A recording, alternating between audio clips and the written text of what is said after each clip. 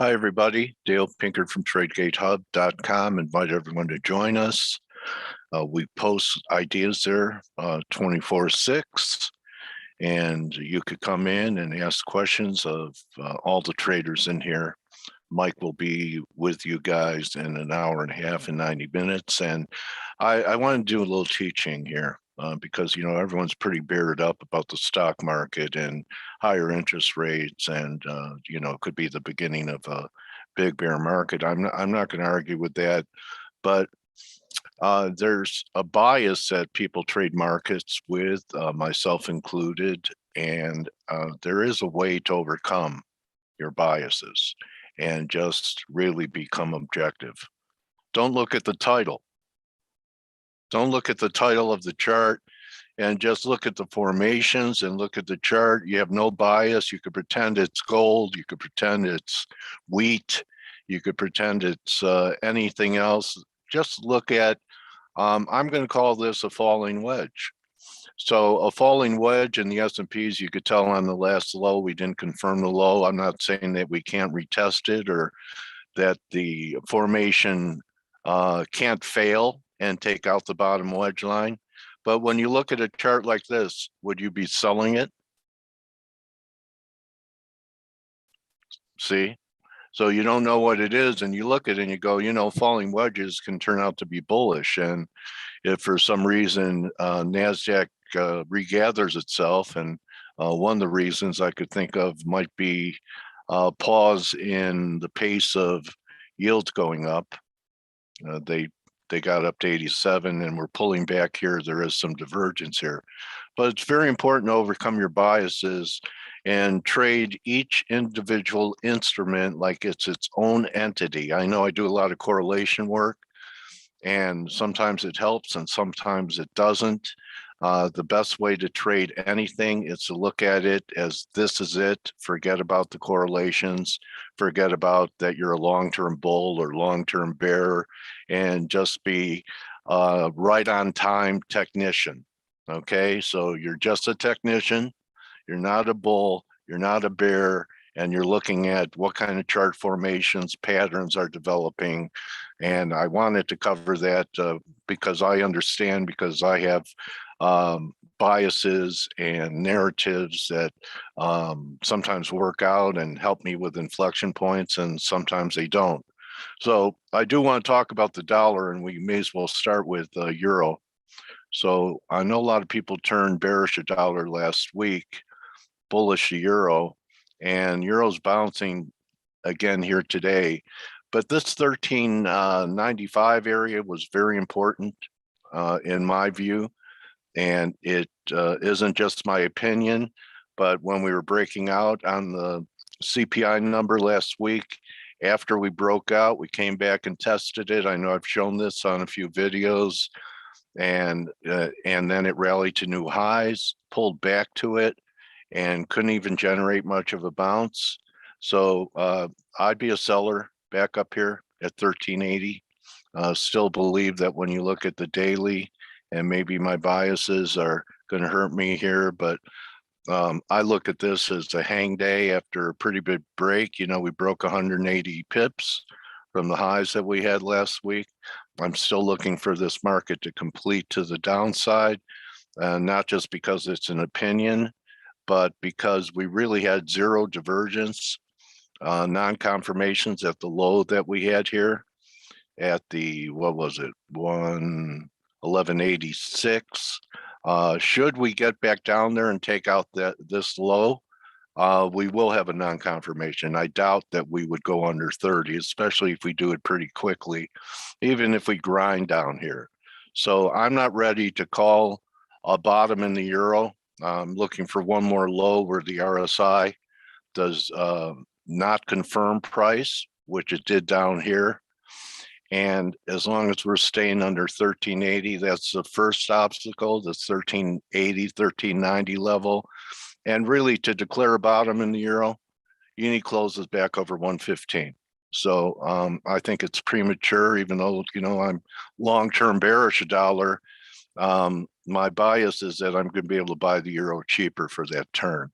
When it comes to the yen, we're down as yields kind of pause a bit, and it's my view, as long as Friday's lows hold, which were 1350, that when you look at a 4-hour chart, we could be flagging. This was, 160 pip move, and we may be in some type of bull flag here.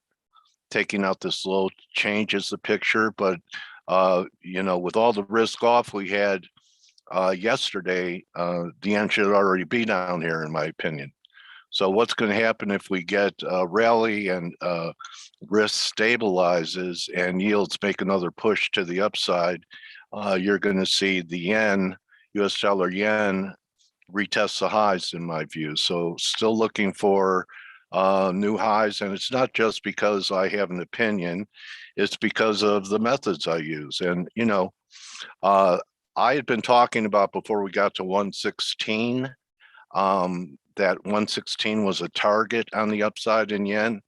And I've had traders ask me, why I didn't get short, and this is why I didn't get short. So there are exceptions to the rules, and this was a pretty big break from a confirmed high. But I still think there's a chance for us to make a new high in yen, as long as Friday's lows hold. Friday's lows give out, and I think you could declare a top in US dollar yen. I want to take a look at a couple of the crosses, especially the guppy, the widowmaker. So let's get to some of these yen crosses. Forgot where I put them. They're up here somewhere. Here we go. So here's the guppy. To me, this looks like, people are probably calling it a double top. I think there's another wave to the upside. This, to me, looks like it's flagging on the daily. Let's take a look at a little shorter term time frame. I don't think this is a top. This, to me, looks like corrective action.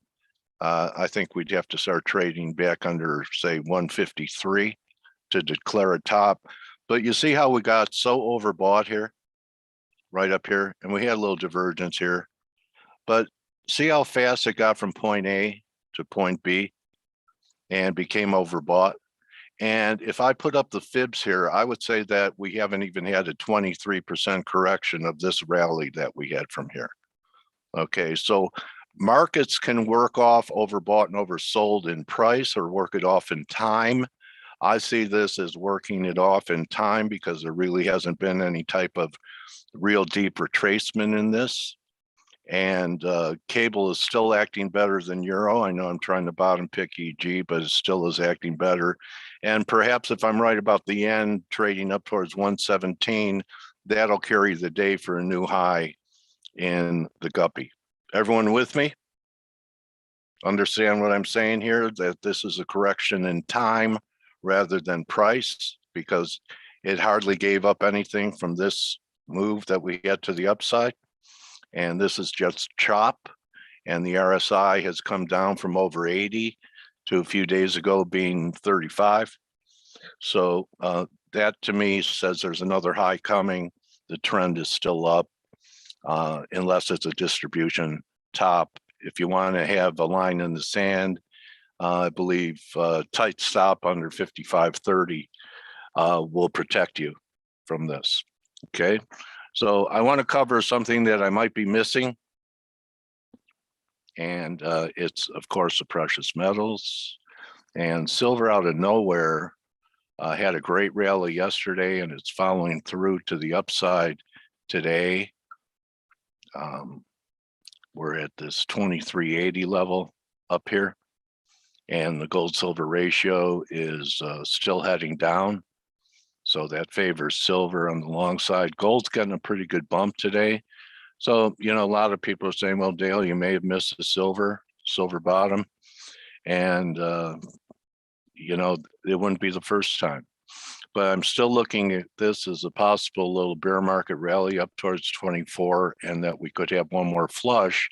And what I described in the end could be what's going to be behind it, that the yen, if we started to move to new highs, would imply higher yields, and perhaps we get one more sell-off in gold. The one thing you have to say about gold, and I'll be talking about this with Tavi Costa tomorrow. You do the gold Dow ratio, gold Dow, and gold has begun to outperform the Dow, breaking out of a long-term formation that could just be the beginning. So, you know, when the market was down hard, the metals aren't selling off. So, you know, it is possible that I'll miss a trade. If that happens, there'll be another cycle for me to finesse my way in there. Aussie's acting pretty good in the face of these metals. You know, maybe we have another rally back up towards the 74 level in the coming days, especially if the dollar pulls back.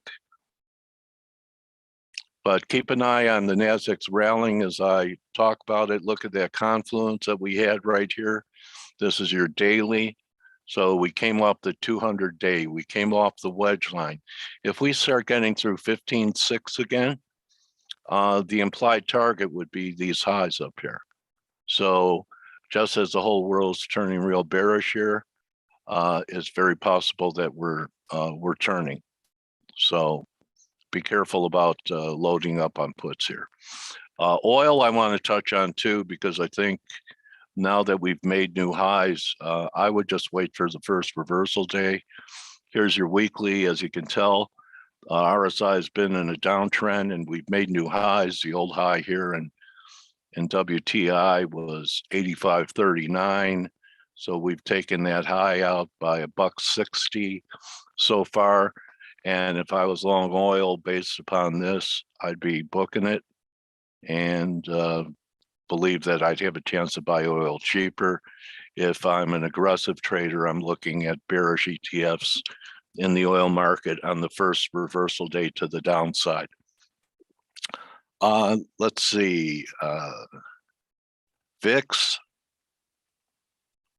pulling back after, you know, this came out of the blue. This is how VIX closed Friday, right? Like this. So, you know, we were closed Monday for MLK Day. That was, you know, who could have predicted that we were going to have that kind of move that we had yesterday? Anyway, VIX at resistance at 22, not setting the world on fire. So, still looking at the dollar for new highs. We'll see if we fail from 95.5. Like I said on the yen, if this 94.60 gives way in the Dixie, then I'm going to have to flip because 93 is the next target. But as long as we're holding Friday's lows, there is a chance that we could still make new highs. And the euro is definitely much weaker than cable. Cable's actually trying to make a new high. I don't think it will. I would look for a place to short the cable. I still think we're going to pull back to this moving average around 134.5, 135. So, you know, sales up here around 36.80, I think could be warranted with stops over the high of the move. And again, be careful with your shorts here and get out of your long oil positions and look for some type of pullback. It could be all the way back into the mid 70s. Also want to point out that lower oil market will be kind of dollar negative because of petrodollar, demand for dollars and petrodollars. So right now I just see the dollar as a pullback from this major pivot. And next time through 95.5, we have 6.5, and we should be on our way to complete this move in the Dixie.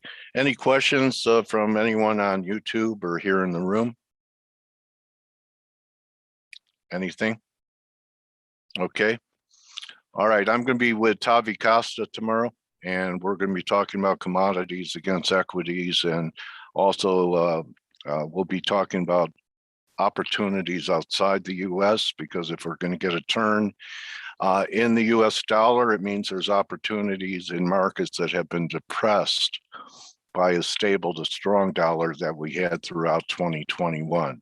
And if we end up with a high here and another big bear move in the dollar, the opportunities are going to be outside of the U.S.